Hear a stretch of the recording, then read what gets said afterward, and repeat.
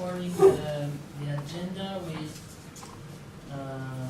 will get closer to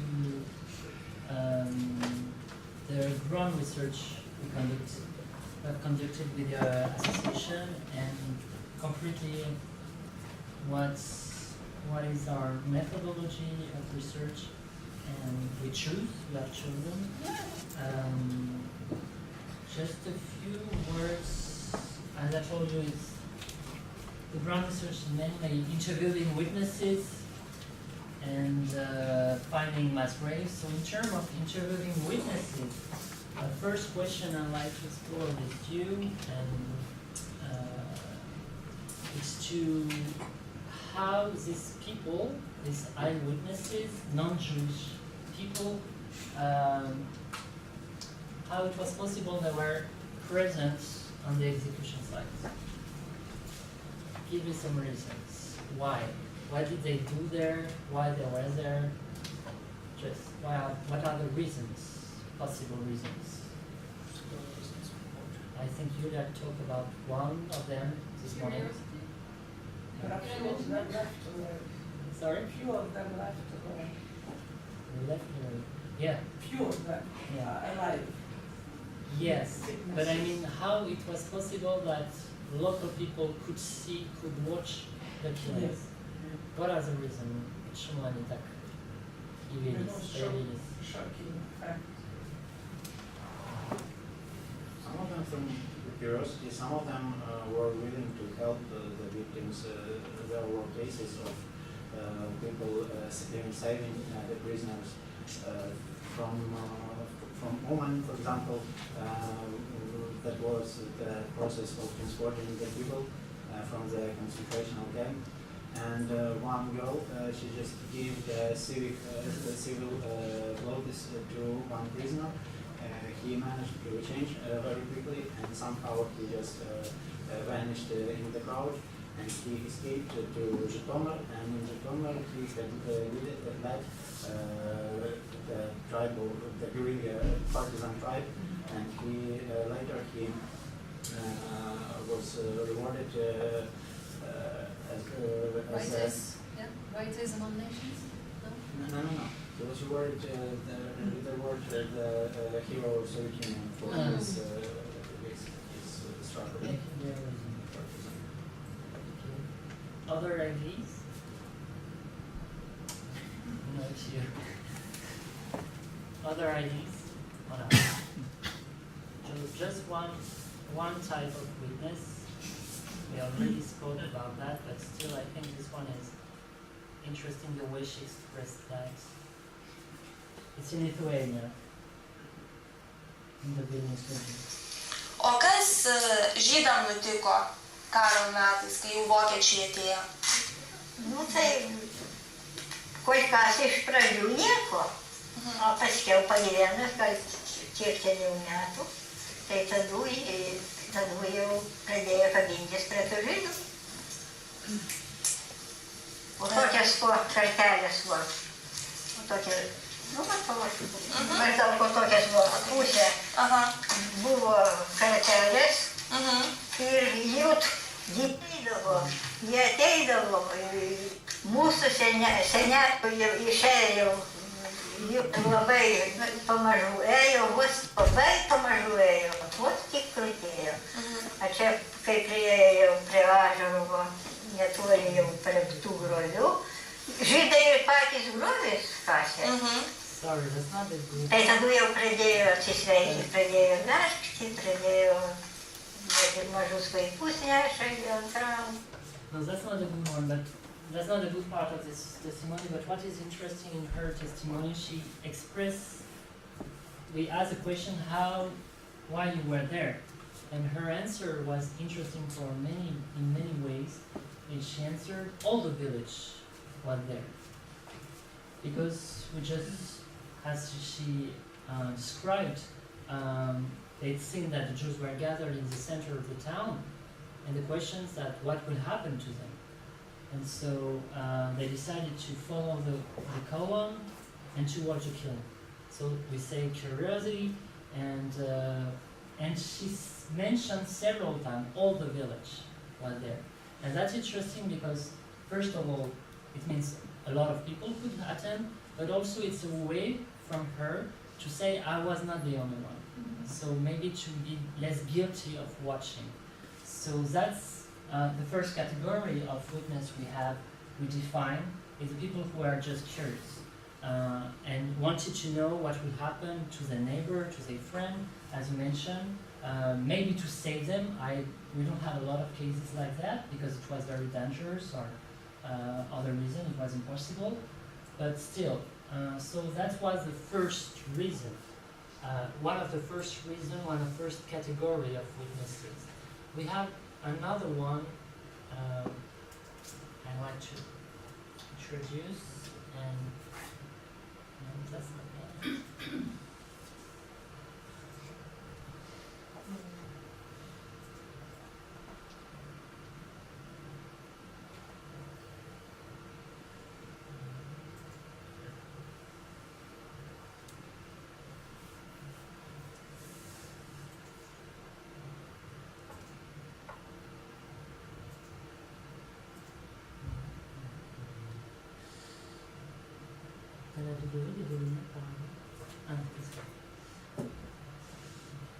So we are in western Ukraine, in the region of Ivano-Frankivsk, and the lady is describing the killing of Jews, local Jews.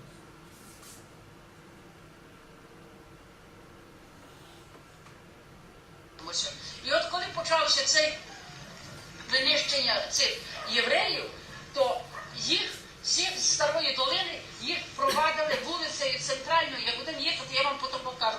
Так, і сюди по горішу, і отут, от бачите, де оце от стоїть, там от такі липа величезна, там була дорога велика, і сюди їхали машини. Зараз дорога сумилася, знищилася, ніхто не цей.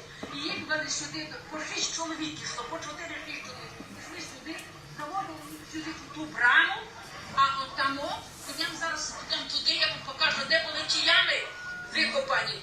І там на тій ямі, та була яма 3х4. Ну, глибиною я не знаю, ну, скільки метр, може більше. Я не можу цього сказати, яка там глибина тої. Але ширина була так 3-4 метри. І їх виводили туди, і посередині ставили таку дошку. Може 40-ка, може 50-ка, через 100. І потім вони роздягалися зовсім до голову, зовсім. Тут складали, тут штани, сорочка і так далі. І потім виходили на ту дошку, ставали так по 6 чоловік, трималися за руки і з автомата трррррр. І так, хто попала куля там, де треба, він був щасливий. А так, що були такі, що й живі падали туди, але вони всі падали в ту яму. Потім ту яму накривали, ці ями були, то ті ями ще тиждень отак рухалася земля, і було чути стогін. Ой, ой, ой, що звідтіля. Дітей маленьких теж, але дітей не стріляли. Дітей брали за ноги або так, раз і туди. І то так, туди. Будь ласка, а де, от, коли ви це бачили, де ви, на якому місці ви були тут, стояли? Ми стояли тут на Богожу. А чому ви там були? А нас німці пригнали, диви, з усіх жителів сюди зганяли. Це було німці зайшли, просто заходили в дома? Ні, заходив, ну як таке поліцейський шлях, вони там ще не знали. І в'йо, поплюктар, в'йо. Кожну хату заходив, В кожну хату, так, і виганяли нас сюди, щоб ми йшли дивитися. So, what is the reason here in this case?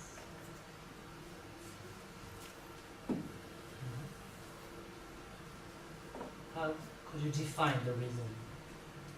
Is a word, an expression? They were forced by Forced, yeah. perpetrators.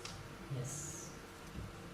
According to you, why perpetrators would force people to watch the killing? It's like making local inhabitants accomplices. Yeah, that could be a This reason. in partners in crime. Yeah, So, it's kind of an anthropological, psychological reason, yeah. and it's also to make the warning for the locals. So you don't want to make any riot against us, Yeah. because you saw what happened to the Jews. So To maybe scare to them. scare them. frighten them. Maybe it was psychological fact. Those people who stayed alive just to look at those people being innocent, being killed for nothing, just for being Jews. And it was, I think it was a deep psychological trauma for those who were watching. And they had to, because they were punished to stand there and to watch. And probably partly it was part of propaganda, because in Nazi propaganda, Hebrews were associated as the representative, they were treated as the representative of Soviet power, of the Bolshevik power. So they did really make that kind of tension between the not the local, but everyone was local, but between the nationality, other Hebrews and other nationalities. Fully agree. Any other idea? I don't see any other, but maybe you add.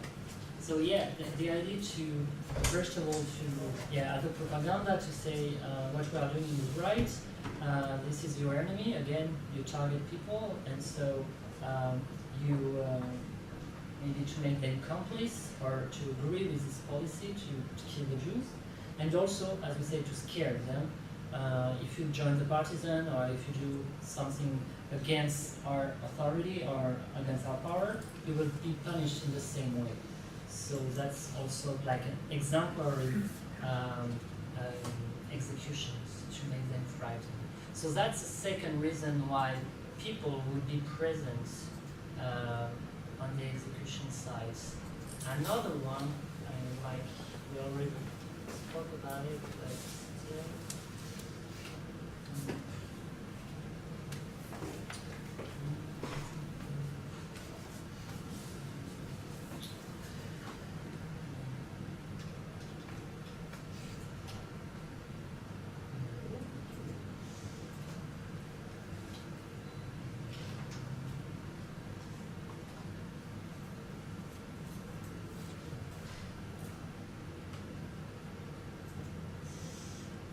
So we are in Vinnytsia region with a kind of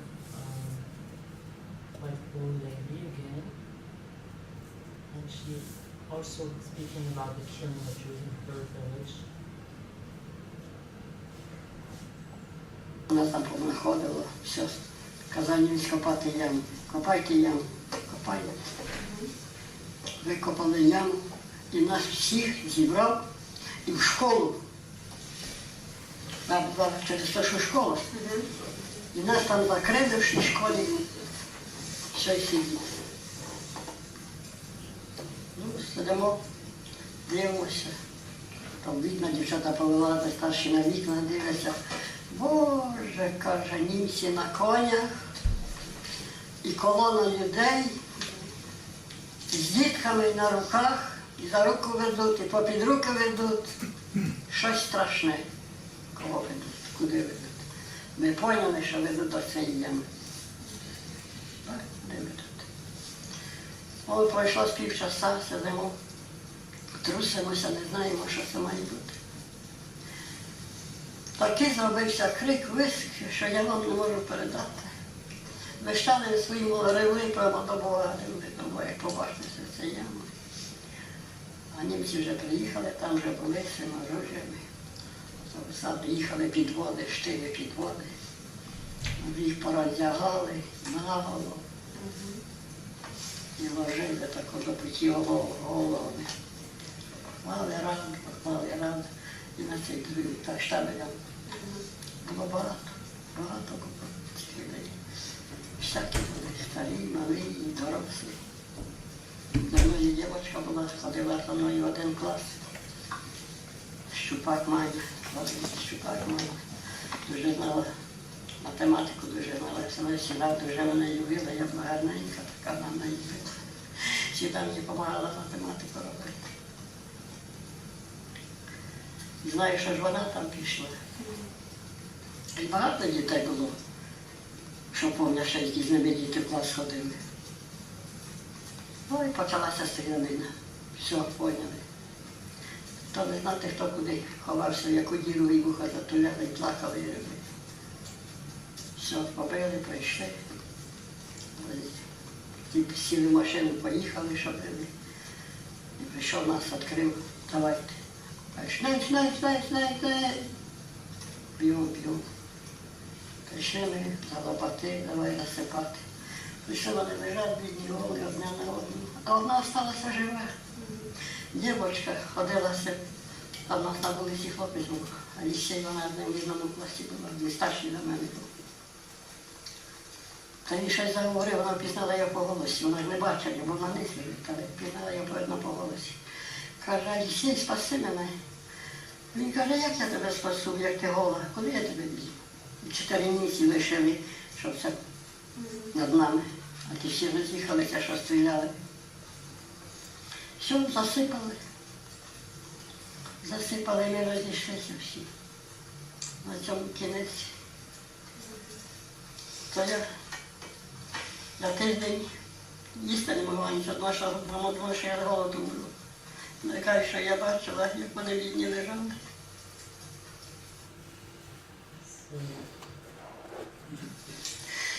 Не дай Боже нікому так. So, how this is very moving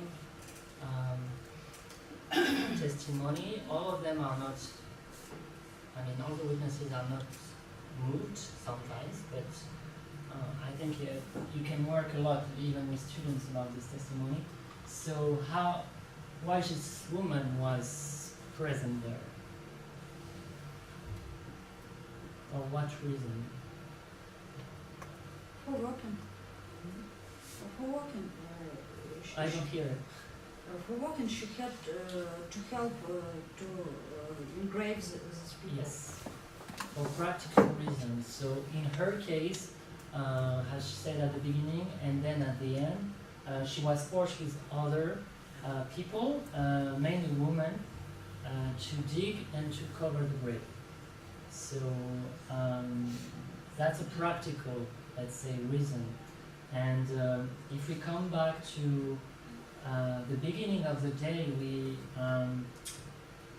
pay attention on the dates and on figures. I guess I don't remember if you guys said, but Holocaust by bullets, according to the historian, it make on the 6 million of Holocaust victims, 1/3, so it means 2 million, were shot. So they were shot, as we saw at the beginning, between 41 till 44, so it's been more or less 3 years and a half. And they were killed mainly by Einsatzgruppen, not only but mainly, and Einsatzgruppen is just 3,000 men. So this is one of the reasons that explain how they could kill so many people in such a short time and being so few men. The reason is that they need absolutely manpower, local manpower, mainly forced. And I guess that's a question we have, how to call these people. In French we say réquisition, you can say also in English requisition. For Russian, we were talking about that this morning. I don't know how to call them, but that's an open question. How to deal with these people who are forced. And especially with this testimony with children, we can also question, do you have the choice to do that or not the choice? Was it possible to say, no, I don't want to go there, I don't want to feel the pit where my friend is lying almost alive. So the requisition, according to us, is a key element of the Holocaust by bullets on a very local level. How it was possible to kill in such big territories so many victims, and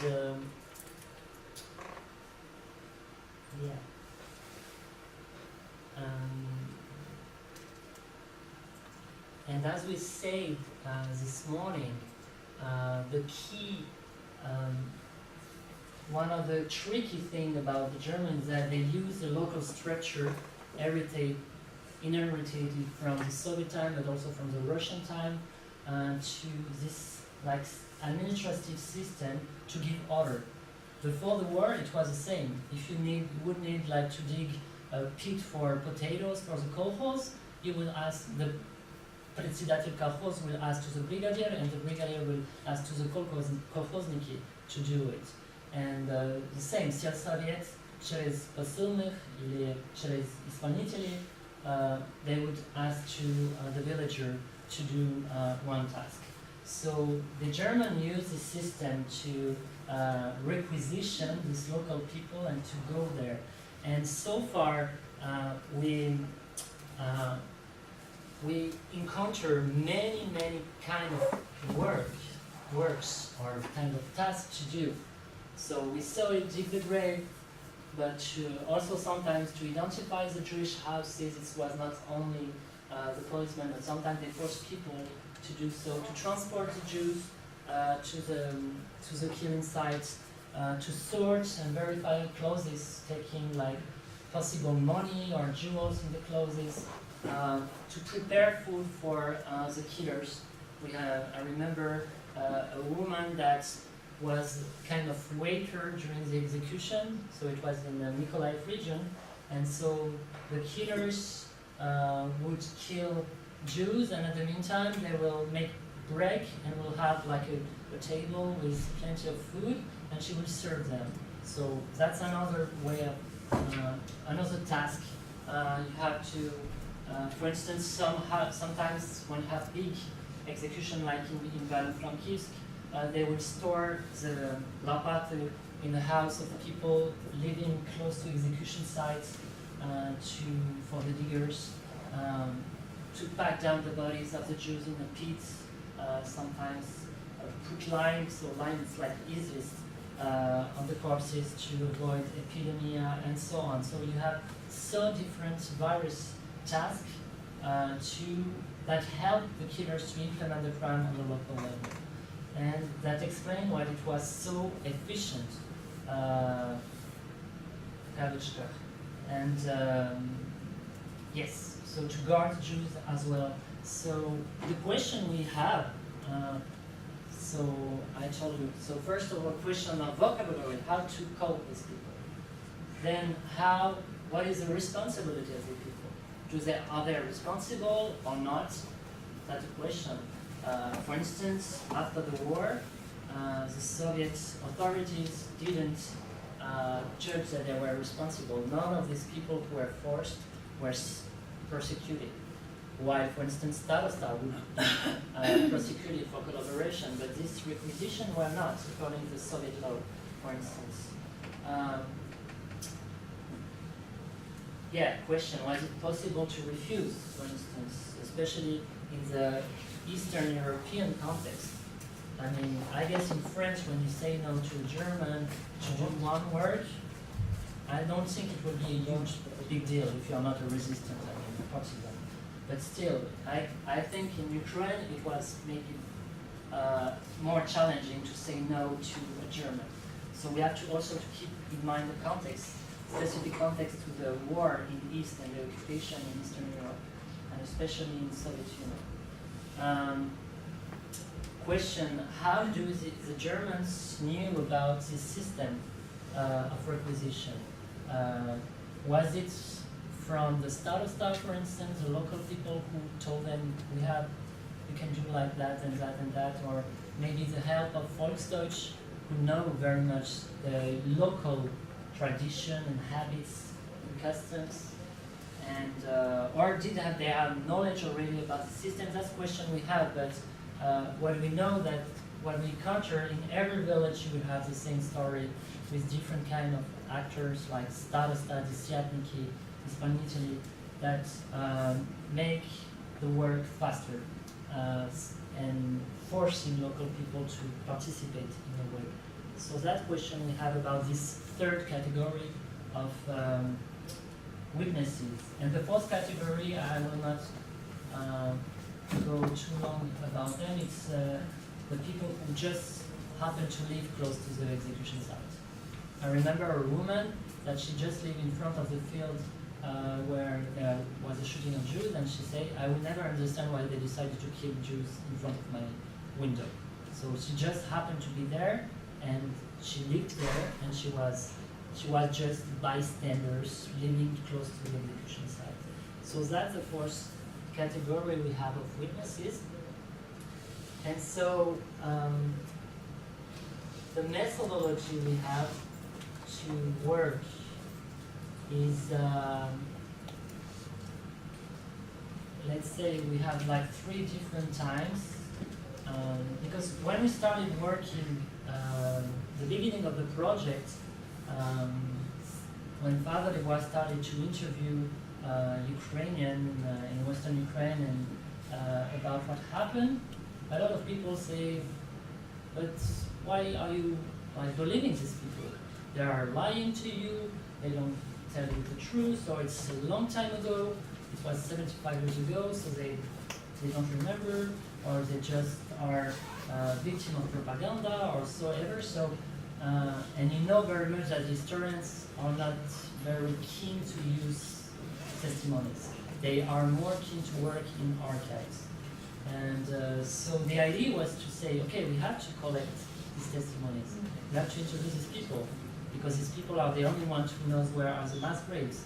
But also, we have to collect other evidence that we can confront, compare with the testimonies, to say, okay, these people are telling like exact information for some parts of the story. Some of the part maybe they just made mistakes, they lied, but still it's a good source for a researcher to know what happened. So what we do, for instance, Yulia is living Poniedzielnik in Odessa region, and so before going on the ground, we work in 2 kind of archives, mainly, let's say, the Soviet and the Germans. And so what our colleagues did, we have a colleague working in Washington, copying the archives of the Soviet Extraordinary State Commission. So they said, okay, we will work in Odessa region, so they just copy the archives and then send us the Soviet archive of Odessa, of the Soviet Commission in Paris, and they have this kind of document I will show you. I think we see, there is one piece of document like that in the exhibition about the Roma. So here, yes, so you have the title of the file. So here, for instance, you have one example of one type of document in the Soviet Commission. You have what they call act. So it's like a conclusion of the investigation conducted by the Soviet authorities in Ravaruska. So Ravaruska is in Western Ukraine. It's the first place where we investigated. And you see here there is really important information for us. It's different places of execution. So Еврейское кладбище, в лесу, Борове. Also недалеко от, по-моему, еврейского кладбища, но не в самом кладбище, не на самом кладбище, еще в лесу, так что вот такие. This kind of information are important for us because we know when we will arrive in a town, we know more or less where are the execution sites and that's the places where we'll go. It's like a police inquiry. If you want to investigate a crime, you just collect information and you go and ask to the neighbor. There is a crime, the policeman would go to the neighbor close to the execution site and ask questions to these people. So that's first kind of document you can find in the CGK. We don't have time, so I will go further. You have sometimes drawings. It's the same, one of the place in Ravaruska, so it's Borove. So Ravaruska is here. You have the road from Ravaruska going to Borove. You have the village here. And here you have the forest with one mass grave. And then you have like the same place but bigger with quality view, with the dimension of the mass grave. So it's 13 meters on 8 meters. So for us, again, it's very convenient because we will go in Borove and asking to the people living here what they saw. So that's also a kind of document. Other kind of document very important for the Jewish families is a list of the victims. Of course, you don't have list of victims for every places, but still here it's a Golokos of Pinsk, in Pinsk region in Belarus. You have the list with the name, so it proves that the victims are Jewish. You have the poll of the victims, and here, interesting, the nationality here, Еврей, and the way they were killed, so by shooting, расстреляны. So that's another type of document we can find. And finally, other type of documents is interrogation of witnesses. So with like the main information, very Soviet style, about the witness interrogated, so the name, but also the occupation, education, and sometimes if they are partinists and so on. And then you have the whole story, the whole testimony of the witness. So it can be also very interesting for hers. Here, for instance, you have different dates and different facts about the killing of Jews in which region? It's in Rivne region. So I will not going too fast. So another type of documents we work. So that was about the Soviet archives, and we work also with German archives. The German archives that are also another type of source is the archives of the German justice. So it means that after the war from the 60s, Germany started to persecute the perpetrators. And so they organized trials, and so you have trials of some perpetrators. Sometimes you have also in the file of the file of the trial, you have also interrogation of Jewish survivors and so on. German archives for us are maybe less interesting in terms of places and topography, because the Germans, the killers, made so many different places they don't remember in which place they killed. I don't know. For instance, if they kill people in Pinsk, sometimes they will say, "Oh, I think it was in Minsk, or maybe in Pinsk it was a forest, or maybe it was a field." So they're not that precise about the places. But on the other hand, they are very precise in terms of chain of order. So who gave the order, who were present, which units were present, which sometimes they remember who shot the first and so on. So in terms of who is responsible, it's interesting, and also it's very interesting in terms of pragmatical and logistical question. So for instance, how do they organize to requisition people? Sometimes they have, the grave was too small, so they have to requisition other people to dig another grave, and so on. Sometimes they didn't have enough carts to bring the people to the execution site, and so on. So that's, in terms of organization, these archives are really interesting. And so at the end of the work, in the archive about one region, we have this kind of map. So for instance, if it's Crimea, you have the map with all the different places that need to be investigated. So, yeah. So you have, for instance, places in green, it's places where the victims are Jews. You have in blue the Soviet prisoner of war, in green the Gypsies, Roma, and I think that you have also in light green it's the Jewish colonies, and you don't see it, we see it here. You have also the estimation of the estimation of victims. So when you see such a map, you understand the scale of the killings, and also the work you have to do. So for instance, Crimea, it took us at least 4 or 5 trips of 18 days to cover. and I don't think we cover all, but still, it's a huge territory to cover. So that's what we have before going on the ground. And so with this file, this one.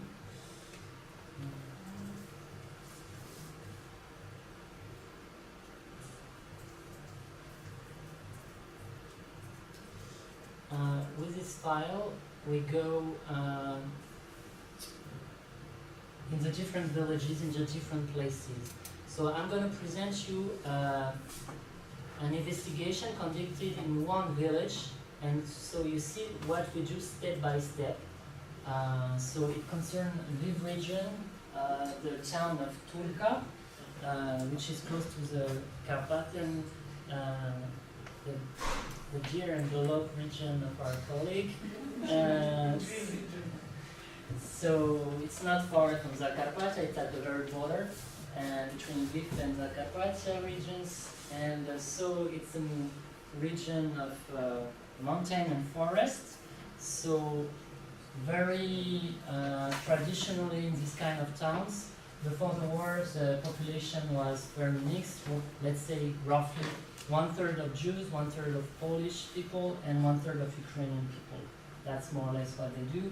The Jewish population was involved mainly with the work with the wood, so selling wood, working with the wood, building some wooden furniture, and so on. So what we do, we have a team going on the ground. It's between 11 and 12 people. You have a team leader. For instance, I am one of those. You have 2 translators. Julia is one of them, for instance. We have a professional cameraman, a professional photographer, drivers, of course, a person in charge of writing the report, so what we do day by day, and writing the conclusion of the investigation, and writing the content of every testimony. And we have key person that you will see on the picture here. Katya is one of them. Was one of them at that time. That's the people who look for the witnesses. So that's the key people, because without them we cannot work. So regarding Turka, what we knew before going in Turka, according to the archives, we knew from German archives that Jewish victims were gathered in a ghetto, but we don't know what is a ghetto. If it's a building, if it's a part of the town. We know that 800 Jews were shot in the Jewish cemetery in January 42, and we knew that 500 Jews were killed behind the bridge. We knew also that 1,500 Jews were deported to Belzec. First they were gathered in Stara Sambir and Colonia ghettos. We don't know which months they were deported, but it was in 42, and we know that the killings were perpetrated by the Fed Gendarmerie and the local police, so the Ukrainian police. So that's more or less what we knew. So we took the road. I like this picture because it gives you an idea of the condition of the road right now. But my point is not to complain about Ukrainian roads right now, but it's imagine how it was during the war. And it shows you also the obsession of the killers, no matter the bad roads, to go in every village, in bad time, bad metal, bad pagoda, to kill the last Jews. So I think that can also show the obsession and the ideology, the power of the ideology to go there, because it took us like 3 hours for 100 kilometers. 100 kilometers. So the first day, this investigators, so they look for the witnesses, and so after the day of work, they told us that they found 5 witnesses So we make a debriefing of what they found. So 2 witnesses about the gathering in the ghetto, the gathering of the Jews. 1 witness about the Jewish, the killings in the Jewish cemetery, and two witnesses of the killing in behind the brick here. So usually, but it's not always, but we start with chronologically. So we start to work to interview Olga's. So you see Olga house, and so Olga is a very interesting witness because she didn't saw the killing, but still she was one of the rare Ukrainians living in the center of the town. So that means that she knew a lot about the pre-war Jewish life. And she has some Jewish friends, schoolmates. She remembers even the names of these people, and also when the Jews got the order to gather, she decided to accompany her friend. So here you have a picture of the class before the war. So this is her friend. I think it's even Sarah or Rosa, I don't remember. And this is the witnesses. So they were a good friend, and the day of the gathering of the Jews, she decided to come with her because she just wanted to say goodbye.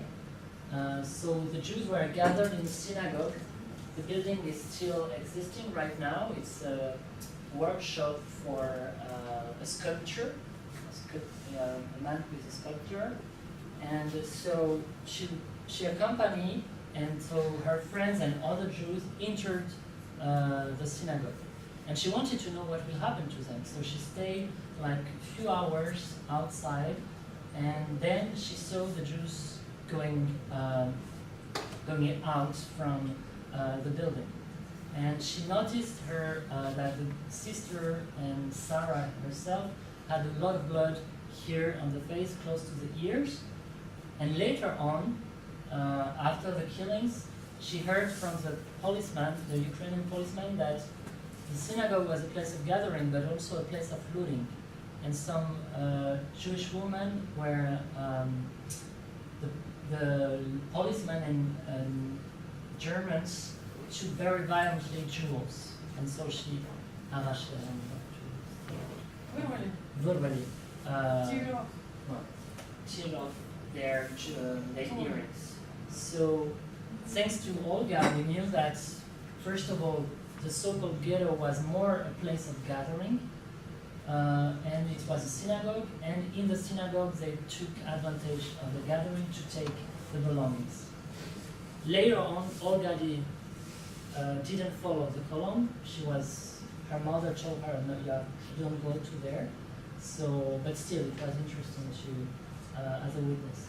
Then we have another example of witness of the same place, Pablo, which is a totally different kind of witness.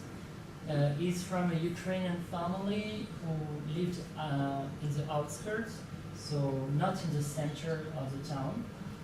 There were many peasants, and one interesting fact he said at the very beginning of the interview, because at the beginning of the interview we'll always ask the question about the family. What was the occupation of your parents, and such, in order to know who we are talking about. And it happened that his uncle, in '39, when the Soviet came in Turkey, his uncle was a Greco-Catholic priest, and he was deported to Siberia. So his family, logically, was very anti-Soviet.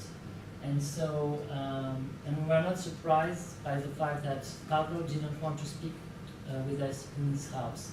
He just wanted to speak with us outside. So he was not very friendly, but still, it doesn't matter. So Pablo described an interesting thing. He used to live right there, so you have the center here. This is a Jewish cemetery, and so he lived close by the Jewish cemetery. And he remembers that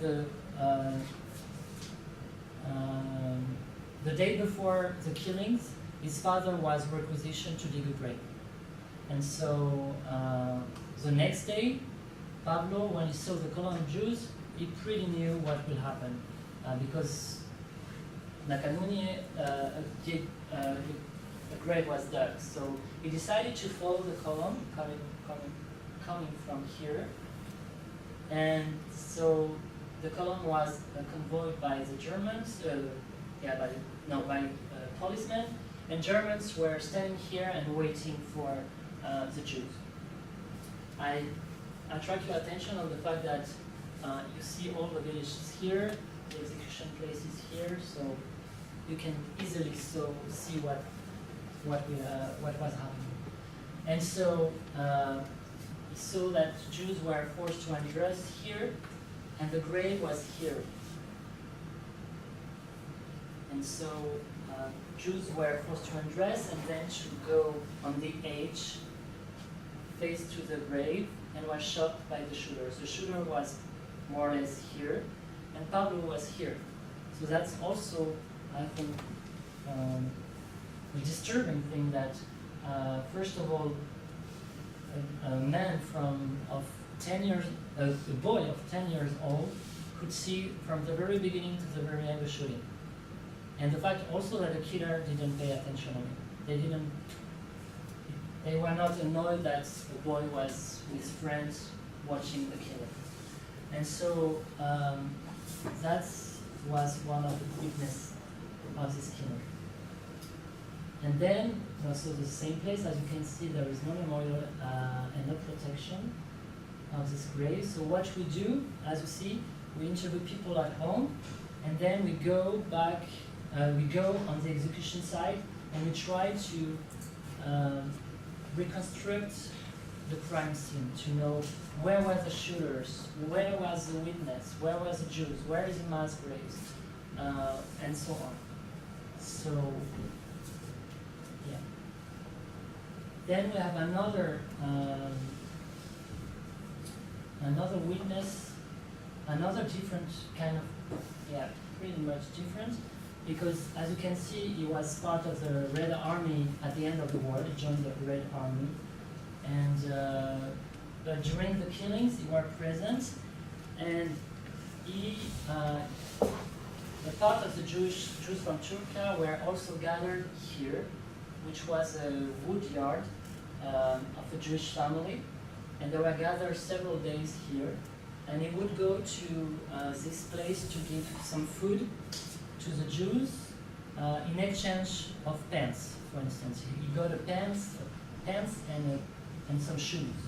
So it's also interesting to know if it was a business for him or it was just he just wanted to help the Jews. But still, so it was a new information, also a new place of gathering thanks to his testimony. And even remembers the name of the family who owned the courtyard. And the same building, but renovated.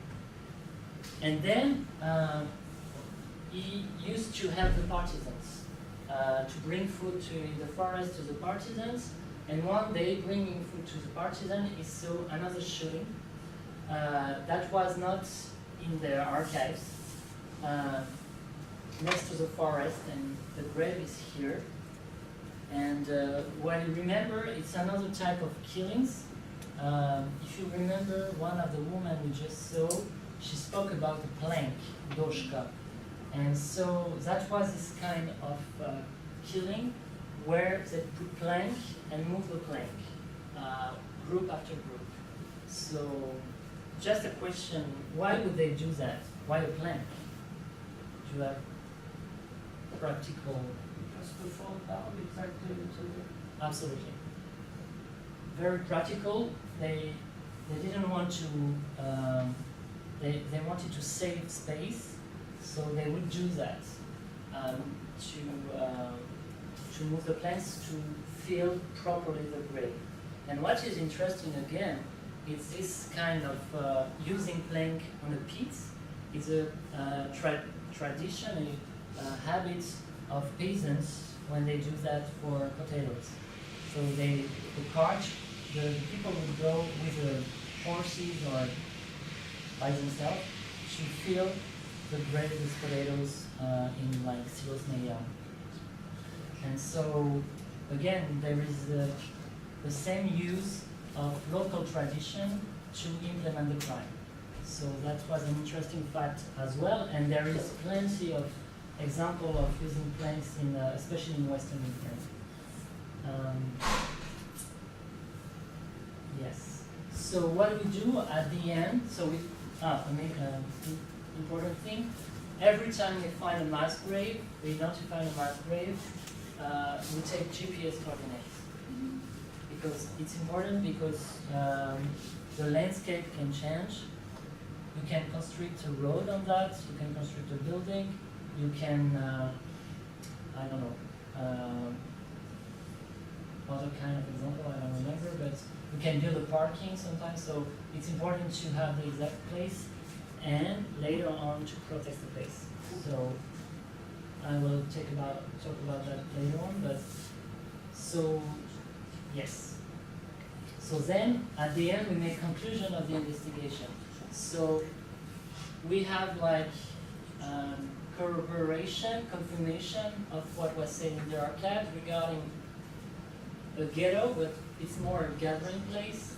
The killing is a Jewish. We have testimony, two testimonies that record a new place, this one, we saw just before. So this is a new place that was not in the archives.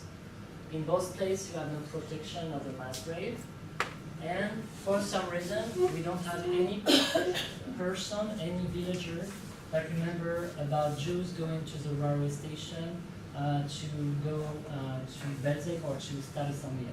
So, and we have no testimony also about the killing behind the graveyard. So that's the way we work. So first of all, the first step, working in the archives, then going on the ground, and then coming back in Paris and working on the material. So editing the videos, putting them online, working for educational activities, educational materials, for academic research also. So yes, I don't know if we have time. Maybe first of all, you have a question about all of us.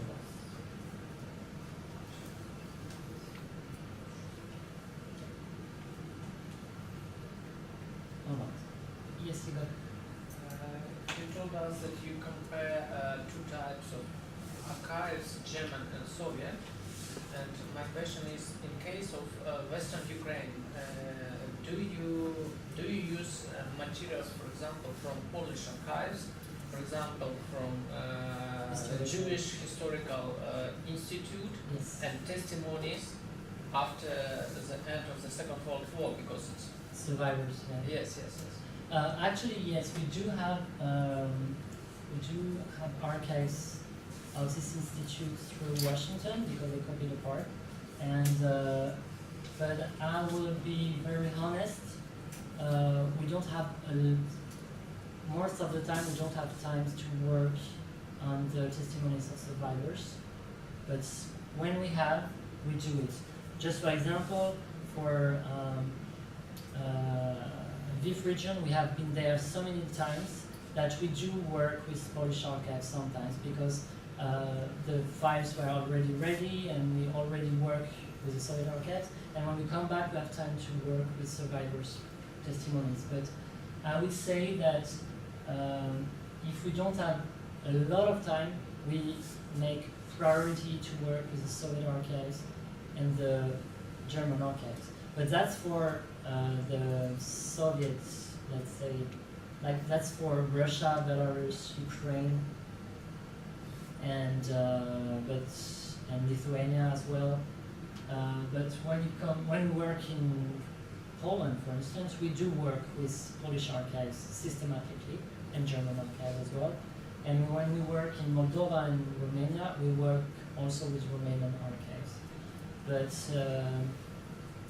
Yes, the testimonies of survivors from Shoah Foundation or from the Jewish Historical Institution. We are a lack of time, but I think that would be perfect if we could also. But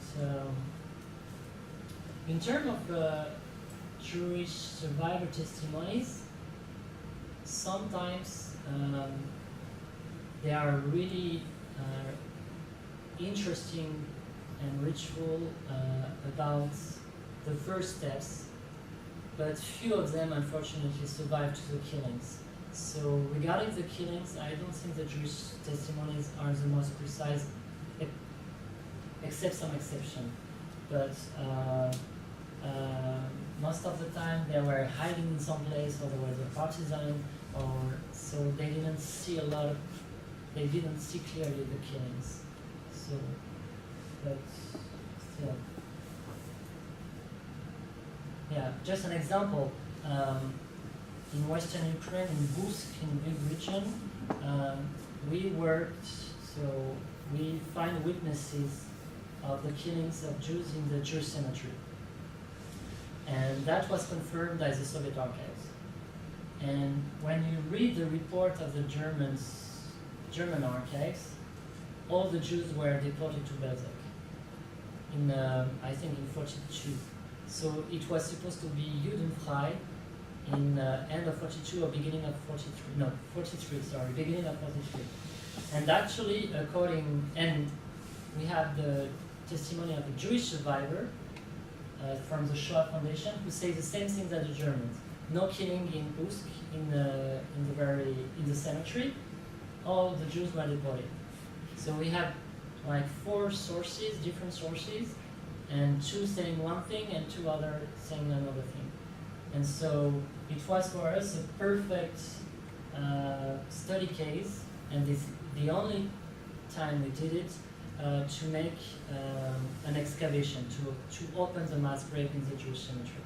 Because the idea was to say, well, who's saying the truth, or who is right, let's say. And so, and in the Jewish cemetery we found 17 mass graves, and the biggest one was just women and children. So you see, the Jewish survivor, I guess he escaped the ghetto before the killings. So according to him, no killing at all, no shooting in Busk. And the Germans lied, because they wanted to say to Berlin that they did their work and it was no Jews anymore. And actually, the local people and the Soviets say something more exact for that. So that's an example of importance to corroborate. Yeah, to compare. Did you try Ukrainian archives or Russian?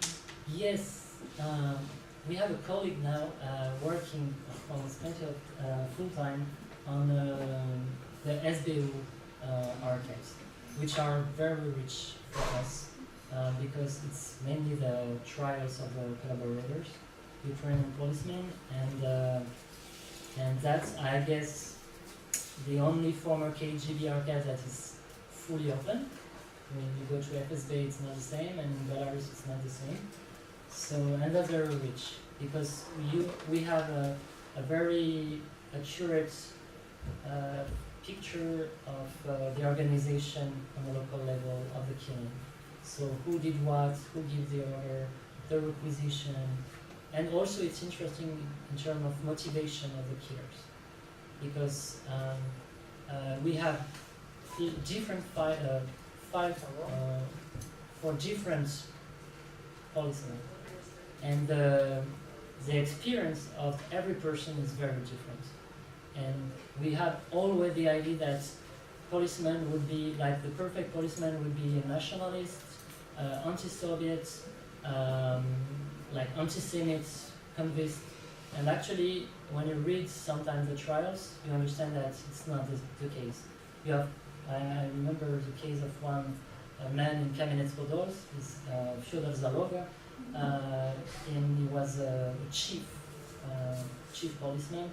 And before the war, he was born in Eastern Ukraine, from like workers' family. He was part of the member of the Communist Party, and an officer in the Red Army. So it's perfect counterexample of why what are the motivation to begin to become a policeman. It has all the reasons. So that's interesting to understand what are the motivation. Sometimes just because you want money or you want power or you're just opportunist, you take advantage of the change of power to have like high status in the society. So yeah, and it was not nationalist at all at the beginning. So that's very that's interesting. And sometimes we work also with the especially for Russia with the archives of the Red Army, because they have some reports. It's the first report made after the liberation, and sometimes you have information about killings, small killings, especially for Russia. And for Russia, you don't have a lot of archives because the occupation was so fast. Sometimes it's like 6 months for Caucasus, so you don't have a lot of reports, and also not a lot of testimonies of Jewish survivors. Because in Caucasus, actually, the Jews who were killed there, they were refugees from Ukraine, from Belarus, from Leningrad, sometimes from Poland, and so we don't have any traces of them. So that's why Red Army archives and so on interesting. We sometimes also use the, as we call it, secondary literature. Oh yeah. Like, you know, the Ukrainian scholar Kruglov, Alexander.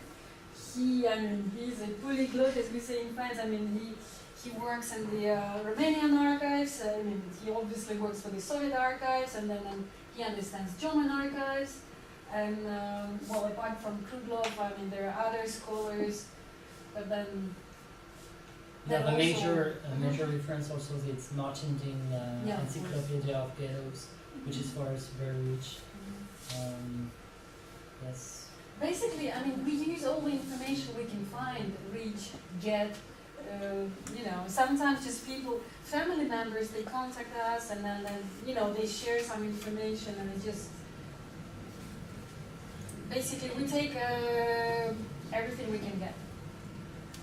Yeah, and we say also, I forgot, but on the local level, also in the town and the villages, we also work sometimes when we are lucky with some local people that help us. So we can be teachers. Sometimes teachers are really active. Oh yes, wonderful in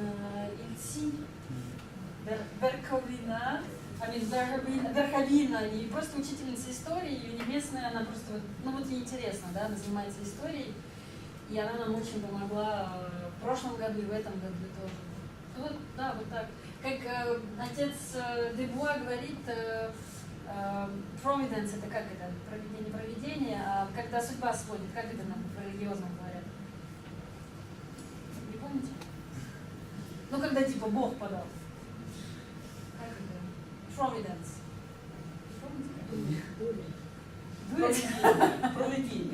Провидение.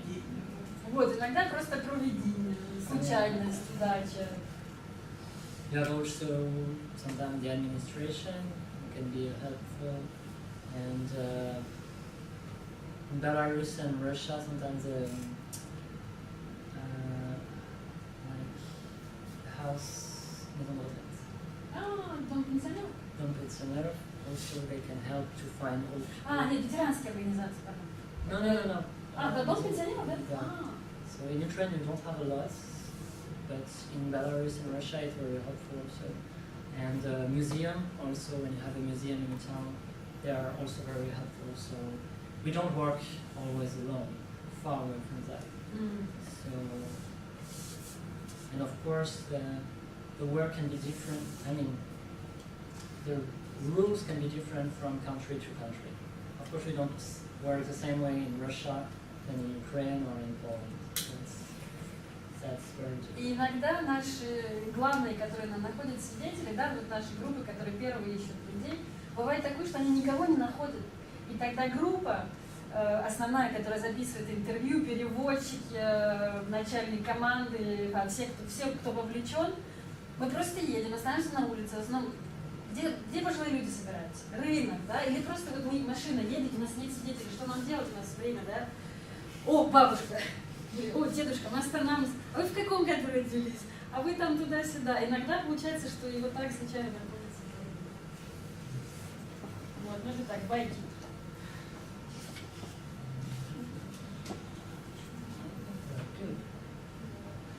And just, I think we will have time tomorrow, but just, so, that's the territory we covered. So, as you can see, we work in 8 countries, and Ukraine is one, I think, the country where we work a lot. And so we have almost testimonies almost in every region, except Kharkiv, sorry. But soon we will work there, and I think, yeah, that's it. So all the material is, Yulia will talk about that, but is available for you to consult online, so we can send you a link. And I would say that you can find many different kind of topics in these testimonies. It's not only killings, like rapes and shooting. You have pretty, like, it's a large scale. The testimonies are very long, and it comes from the pre-war until the end of the war. So you can have, like, about the Jewish tradition, the Jewish and Ukrainian relationship. You can be, I don't know, sometimes we have testimonies about the Holodomor, because when people remember that ethically, and I think it's also interesting to document that. You have, I don't remember, you have violence against women also a lot, if you're interested in more. Yes, so it's very deep. Rescuing, Yulia will speak about that tomorrow, so I guess if you have any interest, specific interest, you can contact us to know more. We even have some time for a break, no? I don't know. Thank you for your attention, and Yulia and I are here with you if you have any question or any idea also. If you know, in your region, if you know any people, old people that remember the crime and the war in your region, please tell us. We're always happy to have new witnesses.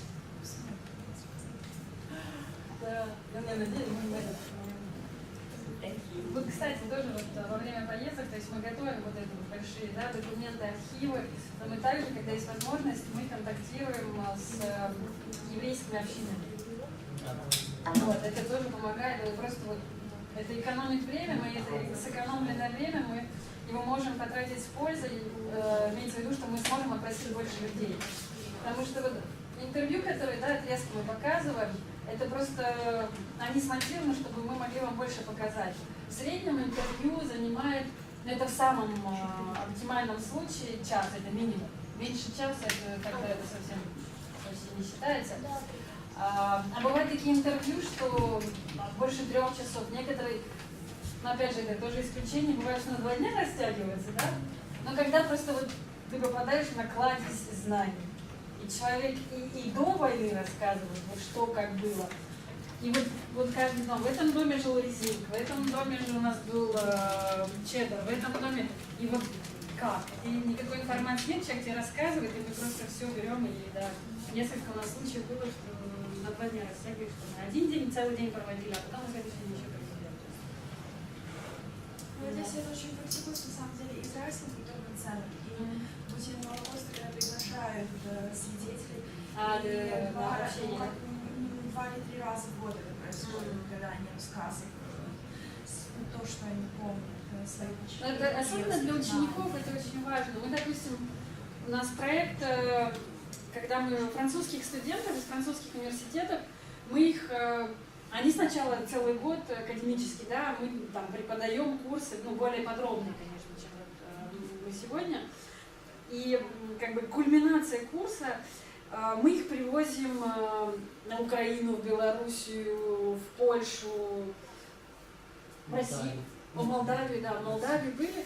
И там проводим на 4-5 дней со студентами, и когда есть возможность, они просто вот как промокашка, они вот так слушают, они впитывают информацию, у них куча вопросов, когда живые свидетели, это тоже очень сильный, конечно, инструмент.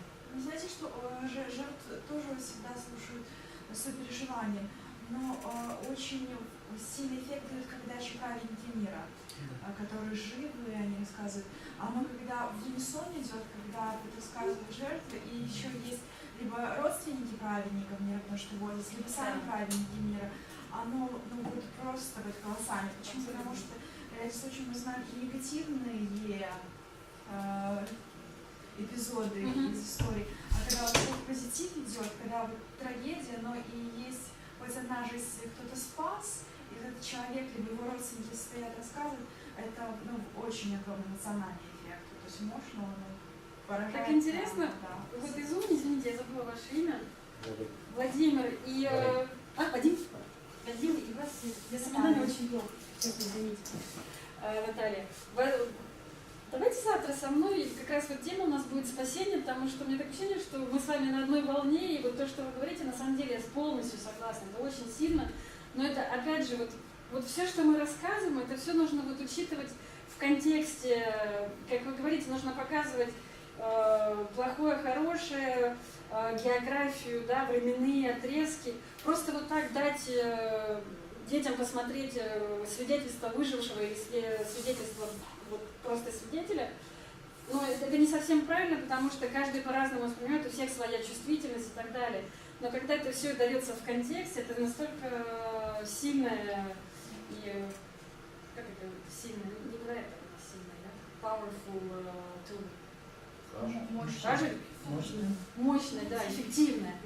А вы хотели добавить? Да, я хотела таким поделиться. У нас под Золотоношей, Черкащина, центр Украины, есть памятник. До периода, пока Украина была радянская, советская, да, там были уничтожены около 3000 деревьев. Так и называется, мы называем местный яркий, так и называется. Так вот, до 1991 года было написано, что это жертвы советского народа, жители. Советские жители, да, жертвы фашистских. Теперь изменили, слава Богу. Надпись другая. Я к чему? В основном мы учеников приводим экскурсии и показываем конечный результат трагедии.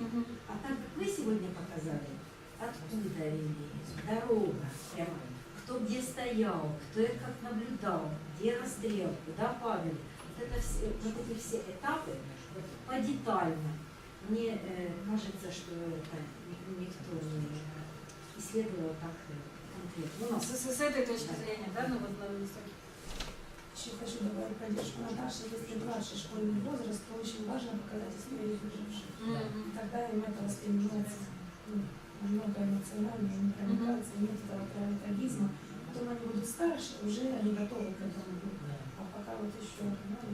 Ну вот, еще, по-моему, вы говорили, да, или несколько уже упоминали, что когда рассказываем историю Голокоста в местном контексте, да, допустим, я там из деревни, я из Запорожья, да, если бы мне в школе рассказывали про Голокост, было бы уже хорошо.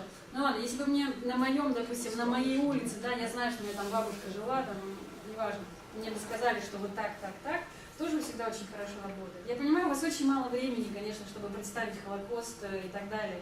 И всегда приходится придумывать какие-то там способы, да, чтобы там их заинтересовать. Ну, потому что, конечно, тоже, вы же не просто рассказываете, да, там, записали столько жертв. И чтобы детям заинтересовать, или как вы с фильмом тоже. Ну, это же просто чудесно. Мрия. Ну, это хорошо, когда есть цель, к которой вы стремитесь, это помогает. Ну и вам тоже, когда идет обмен, видно, что то же самое, вот, ну вы понимаете, да, вот вы вы все время с этой стороны стоите, да, а дети там. И когда идет какая-то ответная реакция, что в глазах не просто, когда ответы, да, а идет какая-то эмоциональная реакция, эмоциональный ответ, это, мне кажется, и вам силы продает, но то же самое мне, я вот на вас вот так жадно смотрю, кто же мне посмотрит в глаза, это, когда идет какой-то эмоциональный обмен, это тоже очень помогает, мотивирует. А со старшими, со студентами очень хорошо фильмы работают художественные, потому что они в реальном случае не читают, а вот у меня курс по правам человека, и каждому семинарскому занятию они должны просмотреть помимо вопросов фильм, написать эссе по нему. Это понятно, список Шиллера, «Мальчик в полосатой рубашке», это Ида сейчас вышла. А вот просто есть шедевральный фильм. Ну, конечно, детям это... Это студенты. Студенты, им же больше 18. Да, школьникам никак не покажут, потому что ограничения в возрасте. А вот студенты это 5. А вы помните фильм «Иди и смотри» Климова? Это вот я его смотрела. В общем, совет, когда я везде еще жила, я не смотрела, потому что не так часто его показывали. И потом я его смотрела пару лет назад. Это вот наша работа, на самом деле, как показывает, вот моя работа в тот момент, я была переводчиком, да, и я переводила очень много, как их назвать, свидетельств. И я смотрела этот фильм, и у меня такое ощущение, что вот все свидетельства, что я переводила, они просто вот ожили их в картинку, и это вот тоже вот гениальный. Но нужно его показывать с предупреждением, потому что мы как-то на семинаре показали, и у нас одна женщина сказала, зачем это? Но на следующий день у него все хорошо было. У него так сначала шок, но у него, когда этот шок проходит первый, да, потому что картинки очень мощные, да, они очень просто сильные. Но когда проходит шок, вот эта вот истерия, да, драматизм, на следующий день какое-то спокойствие, я не знаю, мне это показалось очень... Спасение Львова, этап, персона нон-грата о Сулихаре. Это японский фильм, он, по-моему, 15 или 16 года, очень хороший. Он меньше трагизма, как других, но там тоже есть многие очень такие печальные, на самом деле, потому что тематика такая в любом случае. Но и показан подвиг человека, сущность положительная человека и трагедия, вот с одной стороны, две получается, стороны. Он и называется «Персона нон-грата», это японский фильм, и он, по мне, действительно такой очень... Но я не знаю, что это 2016, 2016, он совершенно, да. Ну, потому что в Японии долгий период времени он считался персоной нон-грата, это дипломат. А сам он правил не нравится. Вот он как раз такой, по трагизму более легкий. Но и в то же время очень глубокий. Очень хорошо. С нетерпением жду завтрашнего дня. Персона нон-грата, да, но это латынь в дипломатическом праве используется.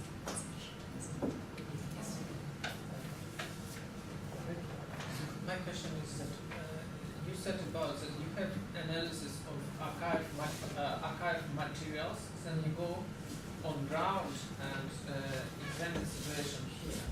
Do you have a list of questions when you go to people? And also, my question is, do you have obligatory questions without specific? Also some aspects which are interesting to you. Yeah, thank you for asking the question, and I'm sorry that I didn't think about speaking about that. Actually, we do have like a structure that we want to document, like pre-war, arrival of the Germans, the first step, and so on. But we don't have like a very precise questionnaire because every witness is different, and what we don't expect the witness to tell us what we already know. So because sometimes we have like in guests going on the ground, historians, and they always ask, do you know that, I don't know, like 22nd of June of 42, like 53 Jews were killed. That's not what we do is to follow the witness, and so the question we ask depend on their answers. And so obviously we ask very often the same questions, but we don't stick to a precise questionnaire. And a good testimony is not necessarily a long testimony, because sometimes the person just saw one event, but it's key event to understand what happened in the town. So we just adapt to the witnesses. We don't expect the witnesses to know everything, and we don't also consider that the witnesses are telling the truth. I mean, we are not like Winnie the Pooh and like in a beautiful world and thinking that they are telling the truth. We're just like collecting and asking questions and collecting their memory. We do have like obligatory question is what their name and the date of birth, where they were born, and at the end, also that's important we add them if they agree to their testimony to be shown to other people. So to students, historians, and so on. So that's, I guess, the mandatory questions we have. And there's some common questions, like you said, like, you know, about their family, about their background, like, you know, did you go to school, and about their family, like, did you have brothers, sisters? It's just so we know who we talking to.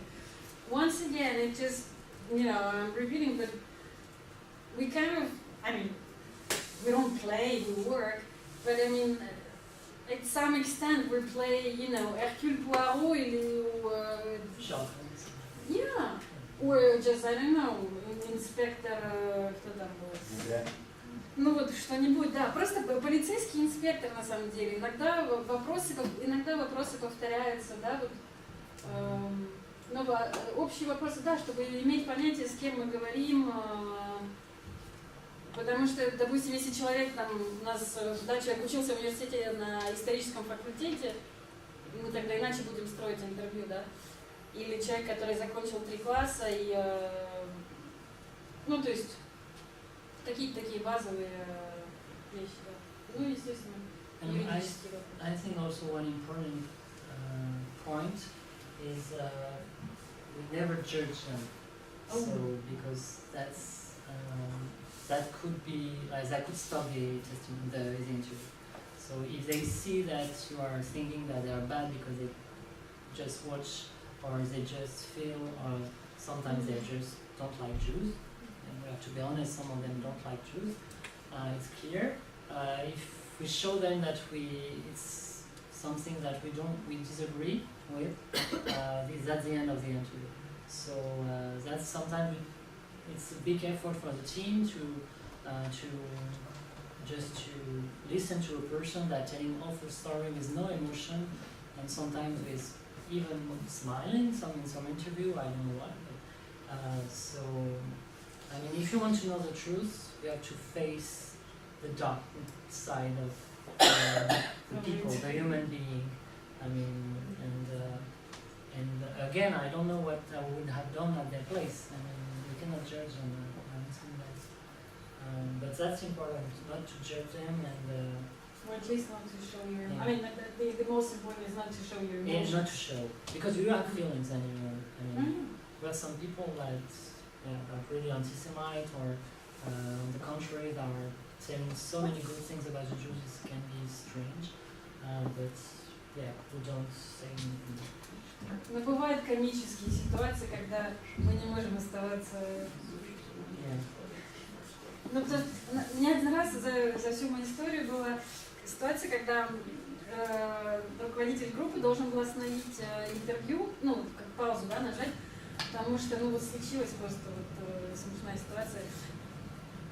Женщина рассказывает, очень хорошая, рассказывает, там, еврей, был верблюд, он был в эвакуации, был верблюд, у верблюда был ребеночек, и он доил верблюда. И забрал молоко, и ребеночек верблюда был без молока. И, значит, следующий вопрос руководитель группы задает, как его звали. И переводчик, который переводит вопрос, поворачивается Ну, это вот потому, что вы полностью погружаете, поворачивается к руководителю, верблюда. И тут все понимают, что ситуация, ну вот. И на 5 минут пришлось остановить интервью.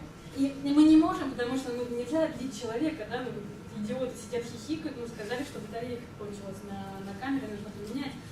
Но, да. Как вы выбираете города и почему не были в Харькове? Будем. Будем.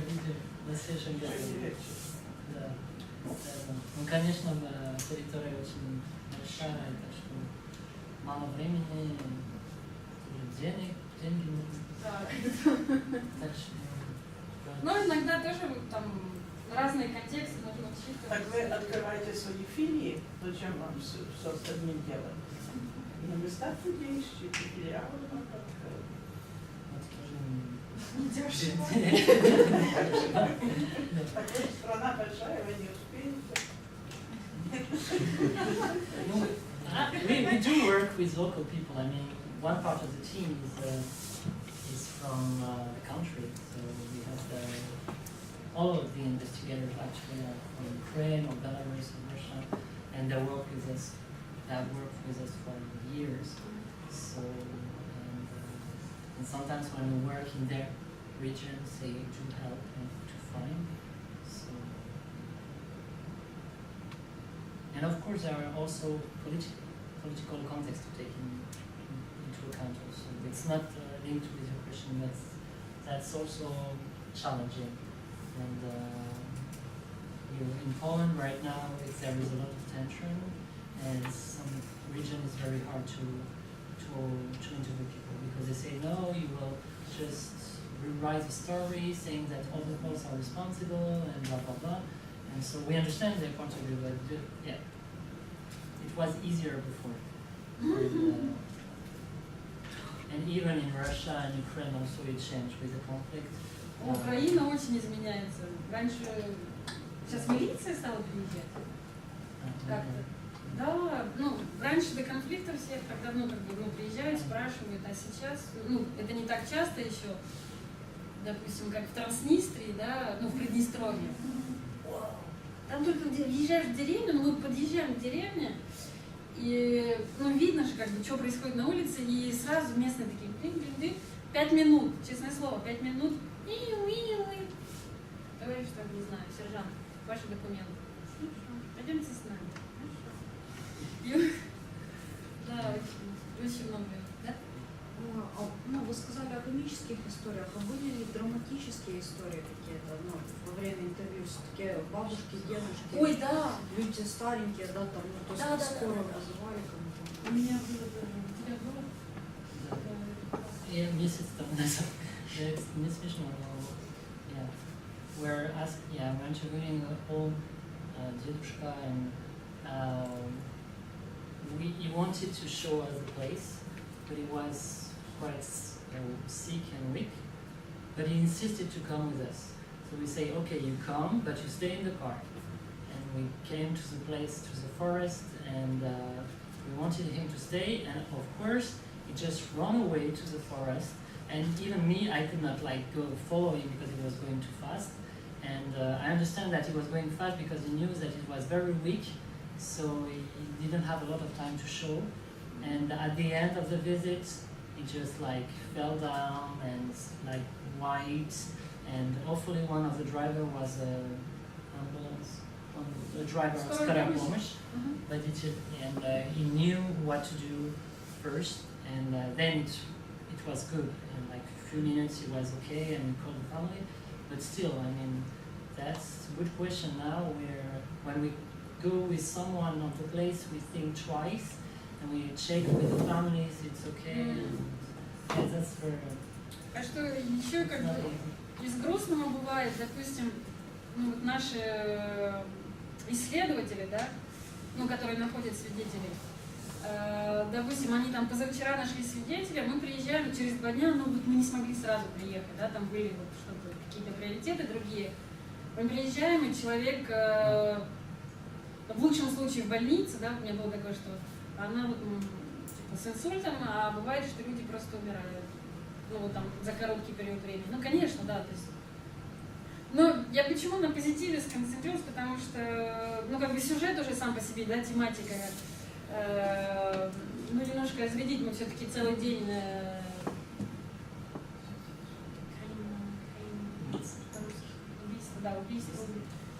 убийство, и ну, это какой-то, наверное, психологический защитный механизм.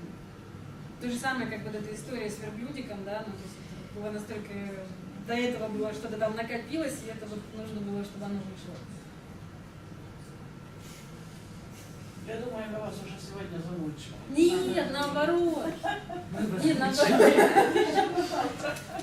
Нет, мы Спасибо за внимание, на вопросы. Спасибо вам. Вернемся. Да, вернемся, потому что Патрис вчера уже показал. Мы не заметили, Патрис, когда делал презентации, да, свои, и когда видео искал, он определенный ресурс открывал несколько раз. Да. На самом деле... Там видно по точкам, там можно выделить место и, соответственно, смотреть, какие были. Правильно? Да. А вам название не запомнилось? Яхад, карта или Яхад, да, изначально, да, мы ее назвали карта Яхад. Сейчас как бы идея мы немножко включили, ну, чтобы больше узнаваемость была. Карта называется In Evidence. Ну, немножко in это чтобы связать с Яхадом, а evidence это карта, собственно, которая предоставляет наглядно, что такое Голокост от куль. Если я могу себе позволить, я не знаю, можно в русском так сказать? Мы говорим Голокост by bullets, ну вот так мы остаемся в русском, в украинском Голокост від куль. Карта была создана, инициатива в 2013 году.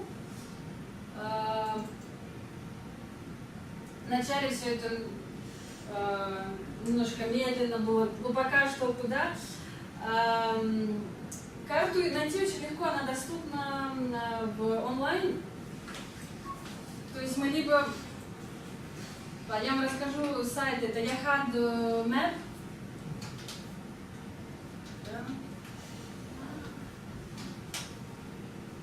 .org.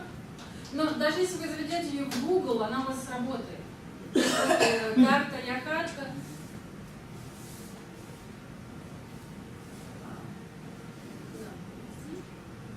Вот так выглядит карта. Патрис вчера показывал, что это Голокост, это, грубо говоря, Голокост by bullets наглядно, да? То есть как он выглядит, каждый сайт, каждое место расстрела. Почему разного цвета точки? Так как это все занимает время, вы увидите, почему. Красные точки обозначают места, которые уже доступны для просмотра, для работы. Синие точки — это то, что еще идет в процессе. Да? То есть вы, конечно, можете попробовать на них кликнуть, но они не откроются. Soon онлайн. О, ничего себе, я даже не знала статистику, если видите, всего 1460 и 715 уже доступно для консультации. Карта создавалась изначально, потому что мы начали проводить семинары еще раньше, туда-сюда, и возникало много вопросов от учителей. Ну вот, да, у вас хорошая информация, но вот нужна какая-то помощь, да. Изначально создавалась как образовательный инструмент, да, грубо говоря. Она это живое существо. Если у вас будет в процессе использования, у вас будут комментарии, мы с удовольствием их принимаем, потому что это живое существо, которое растет вместе с нами и развивается вместе с нами, и с теми, я называю это нашим сообществом, это люди, как вы, учителя, просто кто нас поддерживает. Да, мы остаемся вместе, общаемся. Карта используется не только учителями, но также довольно много мы получаем запросов от членов семей.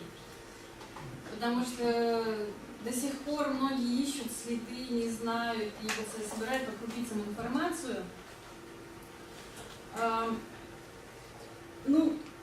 опускать, мне кажется, в нашем современном мире, что нужно быть интерактивными, да, и молодежь стала очень, да и мы тоже, мы стали очень визуальными, нам нужна картинка. Нам нужна картинка, и в данном случае эта картинка помогает показать размеры Голокоста, да, Голокоста Ткума. I just want to add that you, on the map, you have all the dots that Una mentioned. They are the dots of the sites we identified. So it means that Holocaust by bullets, it's more than that. It's an ongoing work.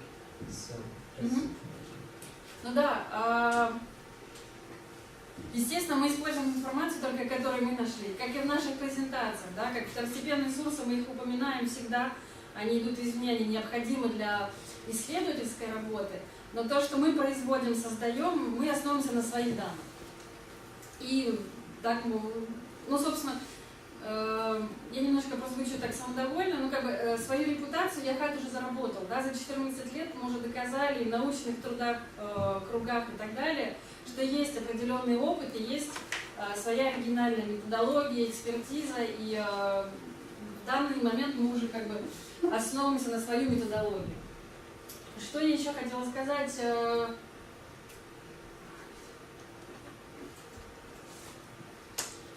Опять же, как вы видите, просто открывая карту, даже если у вас интернет плохо работает, я не знаю, да, не во всех школах сейчас есть интернет, и он не всегда хорошо работает, просто вот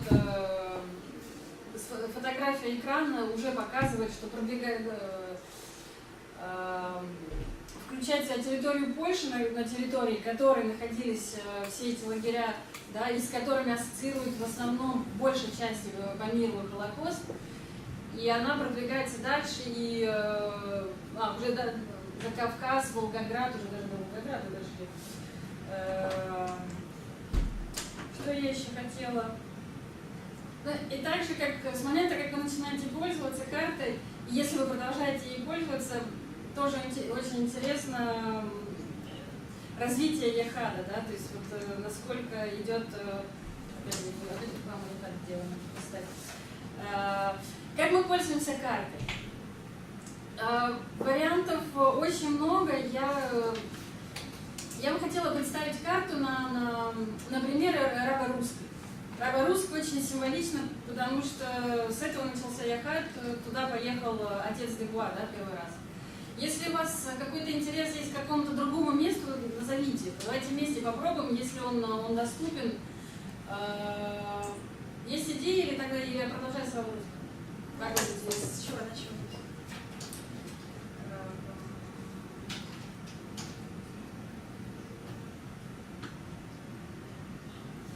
Вот. Арабо-русская. Можно еще выбирать как называется, по стране, да? Можно выбирать какие-то ключевые слова, дети.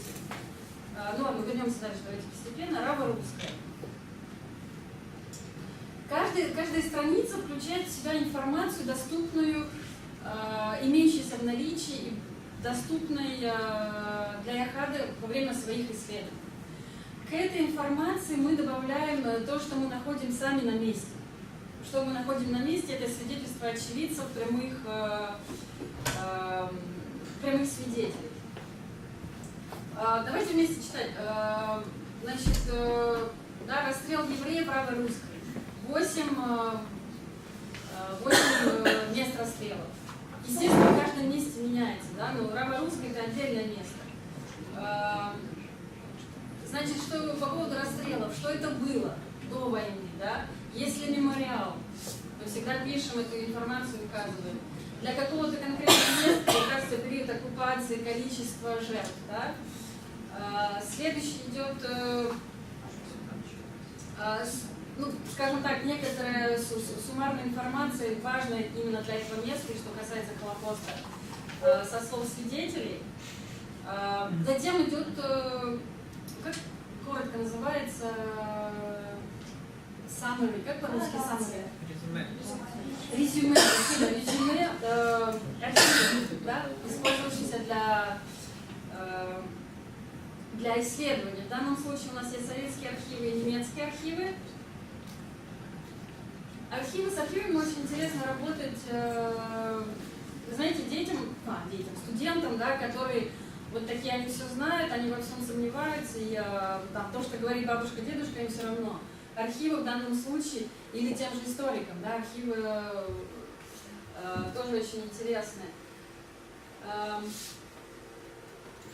Затем мы указываем информацию, что, как это, историческое описание, что это было за место, чтобы понимать, о чем идет речь. Это если вы решите работать с неизвестным для вас местом. Если, допустим, вы хотите в свой город выбирать, там будет, кстати, можете нам потом написать, если мы что-то забыли указать в исторической информации. И затем идет экспертиза Яхад. Что такое Голокост от куль в данном конкретном месте. И идут ссылки на, скажем так, информацию, которая связана с этим местом расстрела. Это что касается текста, да? Визуально есть архивные фотографии.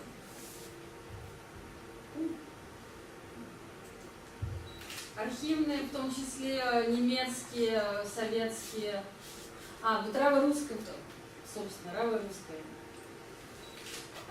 Шталаг, вы знаете, да, что такое шталаг?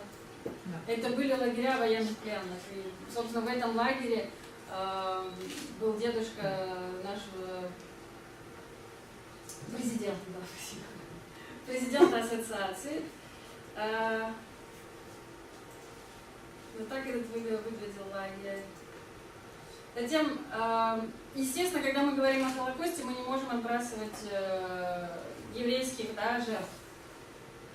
В данном случае люди делятся информацией. Вот эта фотография семьи Розенфельд, она была получена в дар, да, от доноров. Собственно, архивная. Мы также выставляем фотографии, по-моему, Патрис вчера упоминал, да, почему мы фотографируем вокзалы, и почему именно в раво-русской вокзалы. Из раво-русской, через раво-русскую проходили просто сотни и сотни поездов и в сторону Бельзека, и вокзал играл ключевую роль в Голокосте в данном случае. После истории Яхад, да, мы делимся тем, что мы знаем. Фотография современного вокзала. Вы также можете смотреть видео. Естественно, специалисты выбирают, чтобы это было в контексте, да, не просто так, что да, были евреи, да, я ходила в школу. Можно сразу вопрос? Да. Я так понимаю, видео, как вчера показывали, препарированное, можно сказать, сокращенное. Да, оно не сокращенное.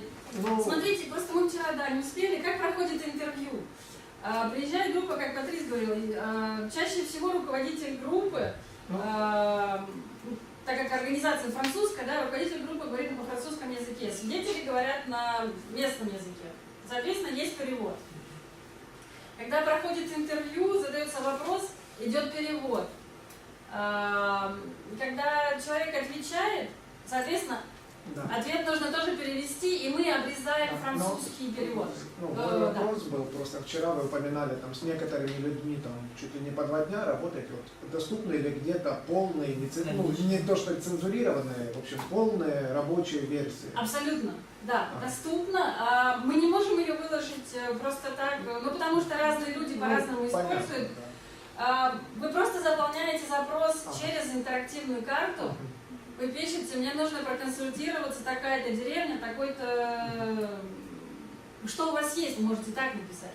Если вы, допустим, уже посмотрели на карте, вам понравился отрывок, вы хотите дальше узнать, потому что если вы смотрите на вот сюда, да, информация о свидетеле, мы указываем свидетель, номер такой, потому что, естественно, у нас есть база данных, да, то есть это исследовательский центр. Вы пишете номер свидетельства и название города, тоже всегда помогает, и страна тоже. И вам дается доступ, да, мы направляем вам ссылку, которая действует, по-моему, 2 недели, если я не ошибаюсь. Если вам недостаточно, понятно, что это можно продлить, нужно просто заполнить форму. Понятно, спасибо. Спасибо. Можно посмотреть, показать, где находится.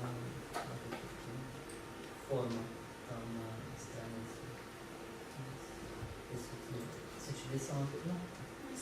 Там, где вот это письмо. Si tu reviens sur Abarouska. Oui, je dis ça.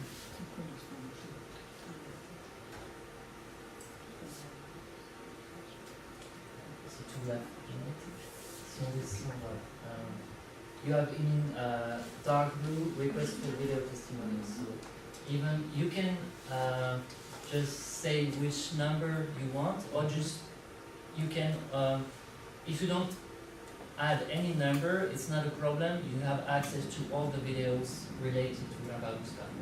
So, Even in the request.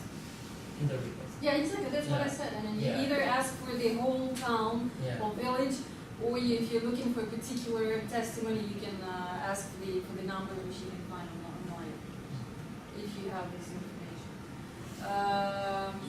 Well, the same if you want to share your comments. I mean, obviously, we wouldn't put online an instrument, a tool which doesn't have a feedback, whatever, reference connection.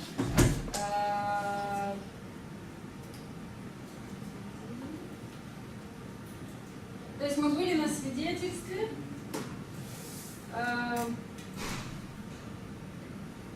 Ну, собственно, да, здесь мы делимся фотографией из поездки. Но это не просто похвастаться, да, то есть вот я к чему все это веду, я просто в данном случае рассказываю, что есть. После этого у нас будет короткий перерыв, и мы потом вернемся, и придется вам поработать немножко, да, то есть я пока посижу, вам придется поработать. Мы разделимся на группы, вы с картой поработаете, поэтому вам важно будет использовать всю доступную информацию. То есть я вам сейчас не буду приводить, потому что у нас нет времени, чтобы приводить конкретный пример. Это можно использовать в классе. Да? Все вы говорили, что у вас очень мало времени заниматься, представлять этот вопрос, очень сложно. Эта карта, она позволяет делать урок, который будет интерактивным, интересен, да, студентам. Вам будет легче, потому что уже рассказано, уже суммарно, да, все сделано, то есть вам это сократит подготовительную работу урока. Есть некоторая языковая сложность на данном этапе, но мне кажется, в современном, да, дети учат английский, это еще одна мотивация, чтобы пользоваться этим инструментом, что и дети смогут потренироваться, ну потому что это любопытно, это челлендж, да, то есть это какое-то усилие, и в данном случае им это просто интересно с этим работать. Я, может быть, не так интересно это сейчас рассказываю. Юля, скажите, пожалуйста, а много ли было писем с корректировкой, с уточнениями данных? Либо С уточнениями нет, но были письма, когда добавляли какую-то информацию. Добавляли, я никогда не добавляли, это значит делились своим личным опытом, да, то есть какие-то вот семья, она пострадала, там кто-то давал фотографии, кто-то добавлял какие-то истории, да. Это,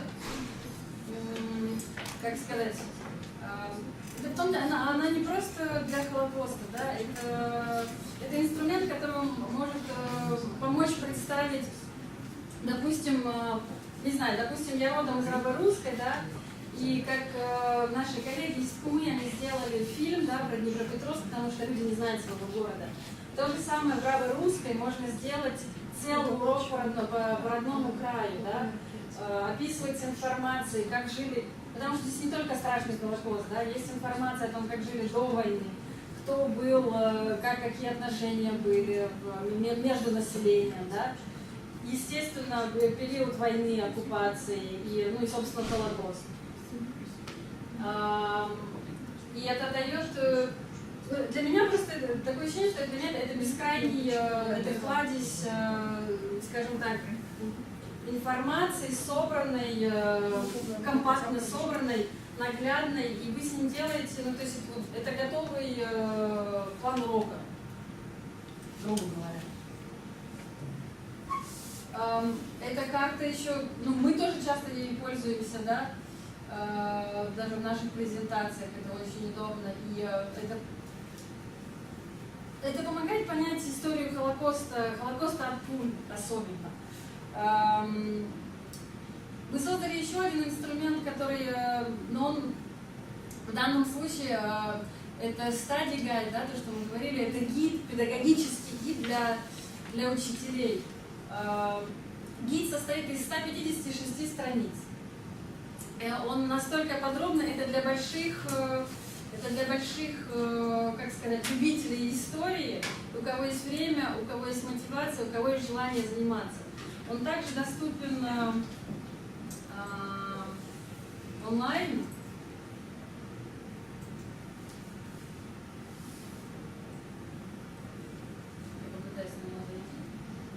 Про карту, если вы забыли, как что, Яхад Мэп, ну, то есть либо Google, вы также всегда можете зайти на сайт Яхад и Унум, и через сайт вы всегда можно найти актуальную информацию.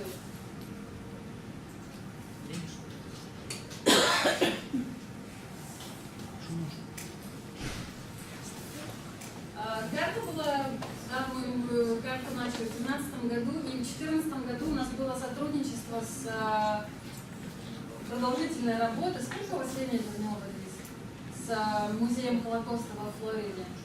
Да, это довольно много времени. Пару месяцев, полгода точно, да?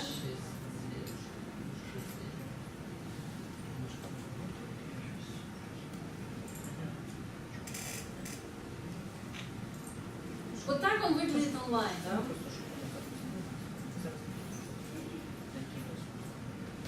Некоторые фотографии вы будете узнавать. Я вряд ли, ну, невозможно пользоваться, потому что нечеткой информации мы не можем прочитать.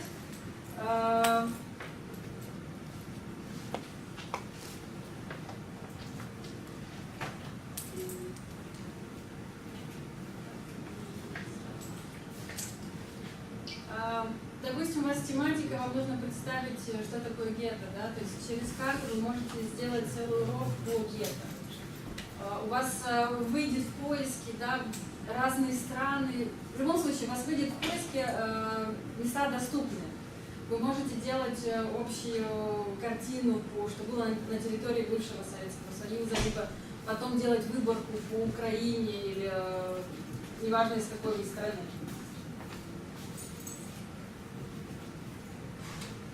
Вы можете делать выборку и представление каких-нибудь важных событий, да, в истории Второй мировой войны. Если честно, я немножко не подготовлена, я не знаю, какая сейчас тенденция в украинских учебниках. Я не совсем знаю, как представляют историю, сейчас называют ее Великой Отечественной или Второй мировой войну. Да. Что я пытаюсь показать с картой, что у вас много возможностей. Вы можете делать временную выборку, да, допустим, что происходило в 1942 году на той территории. I think that also what is interesting on this map is to show the whole territory from west to north and up to south. So sometimes when you're maybe not in Ukraine but in the US, when you say that we are working close to Georgia in the northern Caucasus to find grave of Jewish victims, people openly act like that because they didn't have the idea that the Germans went so far. So that's also again, as Yulia was saying, like the whole territory up to Stalingrad, you can find mass graves and mass killings. So that can be useful in that way too. Да, чтобы показать масштаб. Как далеко они. Даже возле Ленинграда тоже там были расстреляны, так что известно особенно там. Ну да, вот опять же, ты можем позже вернуться к дискуссии все-таки, да, насколько уровень знаний. Но с другой стороны, это наша история. Это было на нашей территории. Если вам не хочется искать ключевые слова, или у вас дети совсем не хотят печатать, у вас нет клавиатуры, есть такая глава, она находится справа от карты. Она называется медиа, грубо говоря, да, медиа-стена, на которой вы можете просто кликать на картинку. Да, вот закрыть глаза, как вот мы сейчас бы не придумали, можно было сделать так. Мы не придумали такой город, можно было просто кликнуть на картинку и я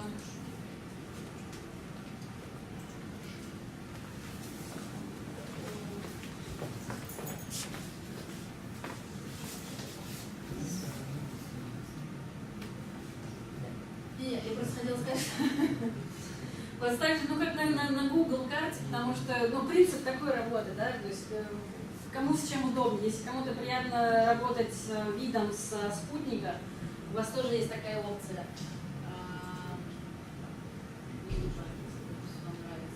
А что касается медиа wall, она прям вот спутником находится, она занимает какое-то время, и мы можем просто вот как кликать дальше.